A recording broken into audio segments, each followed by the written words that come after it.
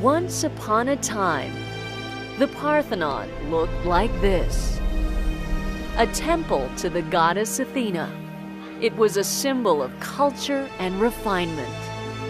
A beautifully sculpted marble frieze banded the Parthenon above the columns.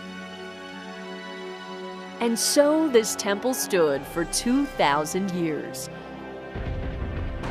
But in 1687, it was blown up during a war between Venice and the Ottoman Empire, which was then occupying Greece. The Parthenon lay in ruins. A century later, Lord Elgin, the British ambassador to the Ottoman Empire, received what he construed as permission to remove the marble friezes and take them home to England.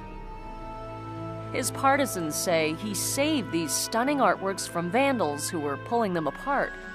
Without him, they say, the marbles wouldn't exist. But to his detractors, Lord Elgin himself was the vandal, who cut up the frieze into sections so they could be shipped more easily to England. We have a piece in London, and we have other fragments from the same piece, let's say the heads of the figures, in Athens. Dimitrios Pandermalis heads the organization that's building Greece's new Acropolis Museum, and he wants the marbles back permanently. They symbolize the highest moment of classical art in ancient Greece. They belong to the Parthenon itself. But the British Museum is equally emphatic that this is not going to happen. You can't lend something to a sort of government or a country that doesn't recognize your ownership of them. As far as the British Museum is concerned, it has legal title to the marbles. Moreover, it has a mission as a museum of all world cultures.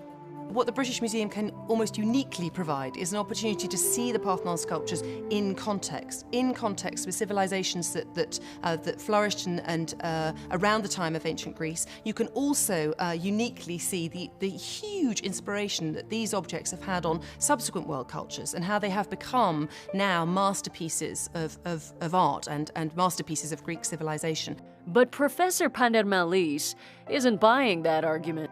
The story he wants to tell is depicted in the frieze itself, which shows an important Athenian religious procession. But only about 50% of the original frieze survives today.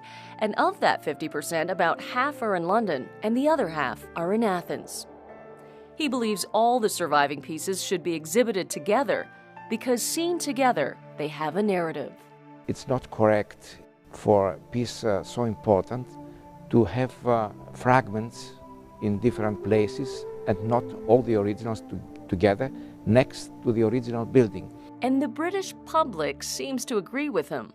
Poll after poll shows that the people of Britain support the idea of returning the marbles to Greece. So would the British Museum then go against the voice of the British people? Well, I think we'd have to look in a little bit more detail in terms of those polls, and I think it's worth saying that all of them are certainly now, some years old. People think it's a simple decision, yes or no, they stay or they go, and that's it. And it isn't. It's a very, very, very complicated situation. For now, Professor Pandermalis intends to fill in the gaps of his frieze with copies of the British Museum's frieze, so that visitors can have a more complete vision of the procession that's depicted. We'll paint the copies with special color to make differentiation. Of course, our target is that we replace one day the copies with the originals. And he's hopeful they can work something out. On the basis of an exchange, of a friendly cooperation, will be possible to get back the maps of the Parthenon. The trustees, we have a very generous loans policy. There isn't any, there would be no reason why that discussion couldn't take place. And perhaps this great symbol of civilization will ultimately inspire a solution that benefits everyone.